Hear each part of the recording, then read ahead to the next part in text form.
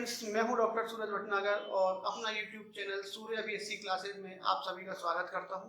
Dear students, आज इस video के अंदर हम BSc first year first semester के लिए जो कौन का चैप्टर हमने शुरू किया हुआ है उसके एग्जाम्पल को आज यहाँ पर सॉल्व करने वाले हैं। हमने अपने पिछले कुछ वीडियो के अंदर कुछ एग्जाम्पल सॉल्व किए थे। उम्मीद करता हूँ आप सभी ने उनको देखा होगा।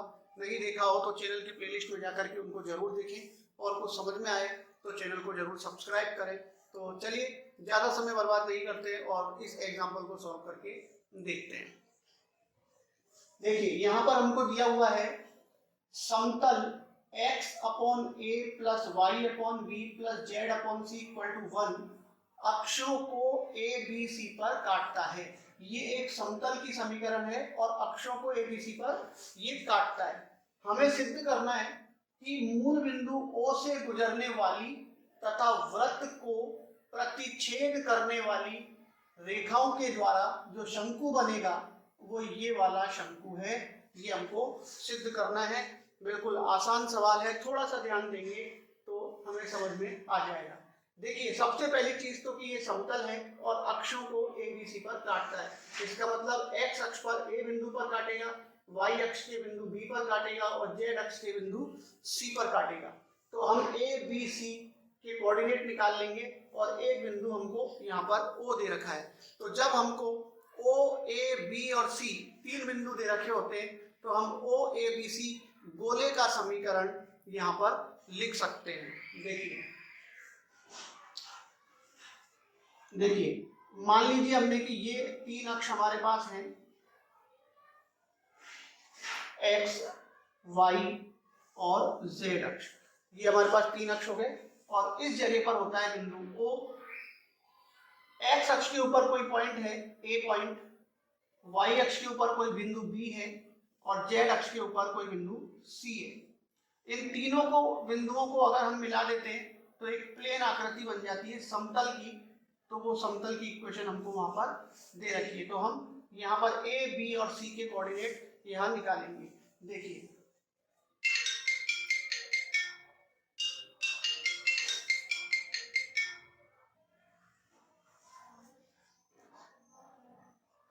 y upon B plus Z upon C equal to 1। ये जो समतल है वो a, b और c पर अक्षों को काटता है। तो अगर हम a पॉइंट की बात करें तो a जो पॉइंट है वो x अक्ष पर ऊपर है और x अक्ष का जो पॉइंट होता है उसके अंदर y और z हमेशा 0 रहते हैं। तो इस समतल के अंदर जब हम y और z को 0 के बराबर कर देंगे तो हमारे पास x का मान आ जाएगा। देखिए x अक्ष पर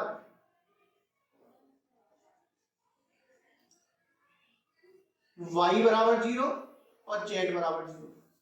तो हमारे पास क्या आ जाएगा x अपॉन a बराबर 1 यानी x बराबर a। तो a पॉइंट हमारे पास आ जाएगा a 0 0। इसी तरीके से अगर हम y अक्ष की बात करें तो y अक्ष पर x बराबर 0 और z बराबर 0 होगा, जिससे हमारे पास y अपॉन b बराबर 1 आएगा और यहाँ से y की वैल्यू आ जाएगी b। तो यहाँ पर y अक्ष के ऊपर x कोऑर्डिनेट और z कोऑर्डिनेट 0 और ये हो जाएगा b। इसी तरीके से अगर हम z अक्ष की बात करते हैं तो x बराबर 0 और y बराबर 0 यहाँ पर होगा और इसकी सहायता से z अपॉन c बराबर 1। तो यहाँ से हमारे पास z की वैल्यू आ जाएगी c। तो ये c का जो निर्देशांक होगा वो होगा 0 0 और c, और मूल बिंदु का निर्देशांक हमको पता है 0 0 0 होता है।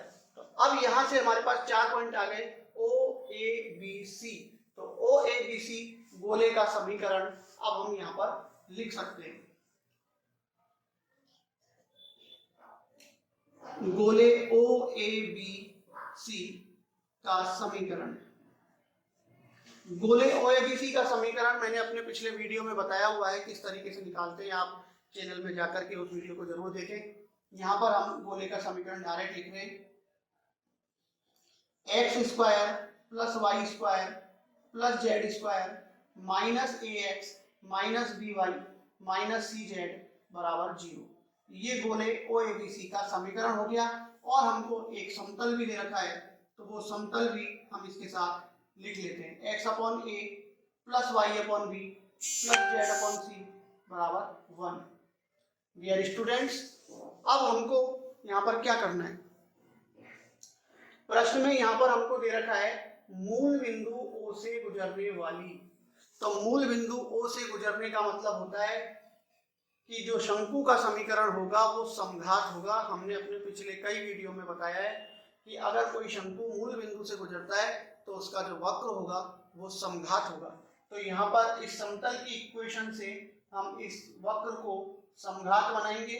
देखिए x स्क्वायर वाई स्क्वायर और जेड स्क्वायर की जो पावर है वो 2 2 2 है, बाकी तीन पदों की पावर 1 1 1 है। तो इनको भी 2 2 करने के लिए इस एक का मल्टीप्लाई तीनों में करेंगे और उस एक की जगह पर इसको लिख देंगे ताकि ये सब 2 2 पावर में हो जाए। देखिए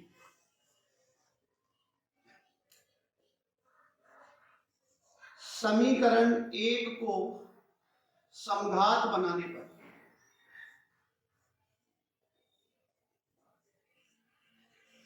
तो समघात बनाने के लिए देखिए x square plus Y square plus Z square, तो ऐसा कैसे ही रहेगा।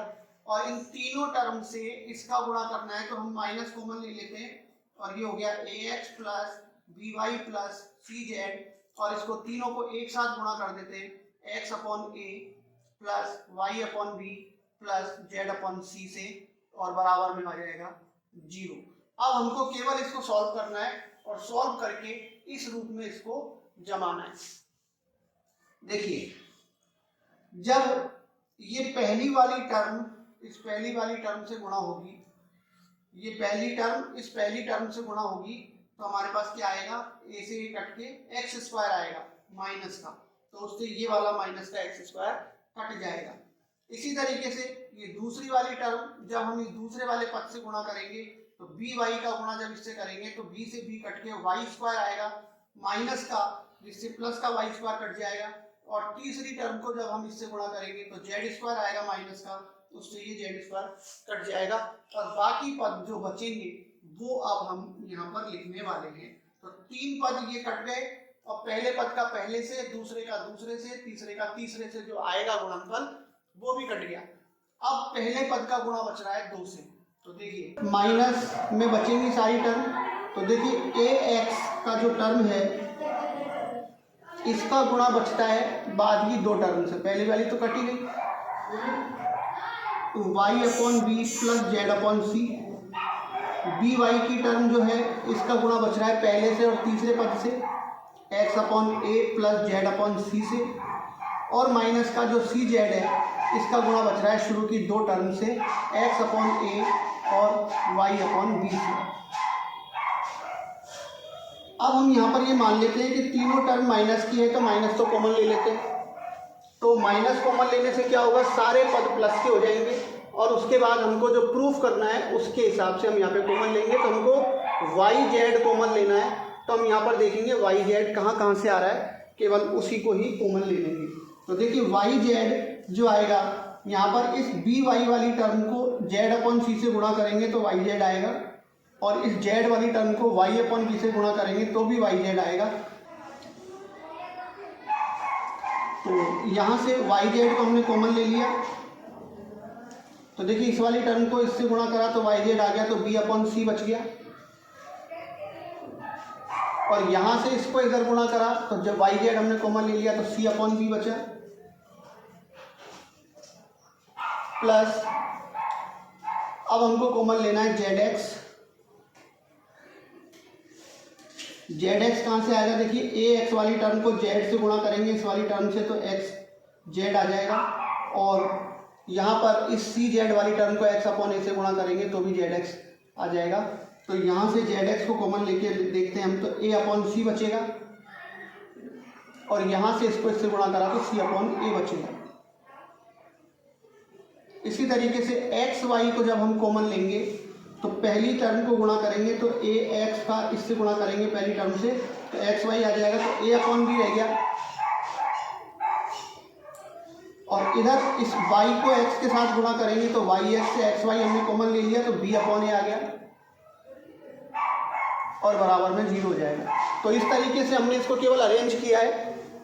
तो अरेंज करने से जो हमको सिद्ध करना था वो समीकरण आ गई हमारे पास। तो हमें करना क्या था कि जो ये समतल है ये अक्षों को ABC पर काटता है, तो ABC पर काट के हमने 3 निर्देशांक यहाँ पर ABC के निकाल लिए। O मूल बिंदु है, तो मूल बिंदु O से और ABC से गुजरने वाले गोले का समीकरण हमने लिख दिया। समतल का समीकरण उनको दे ही रखा है, मूल बिंदु से गुजरता है इसलिए समघात बनाना पड़ेगा। तो समतल के समीकरण से इसको समघात बनाया है और केवल सिंप्लीफाई किया है, तो हमारे पास ये इक्वेशन आ गई। तो उम्मीद करता हूँ सभी को ये प्रश्न समझ में आ गया होगा। अगर कोई डाउट रह जाता है तो कमेंट बॉक्स में लिख करके आप उसको मेरे साथ शेयर करें।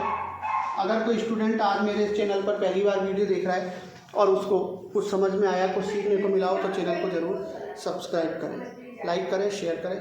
फिर मिलते हैं नेक्स्ट वीडियो पर। Thank you.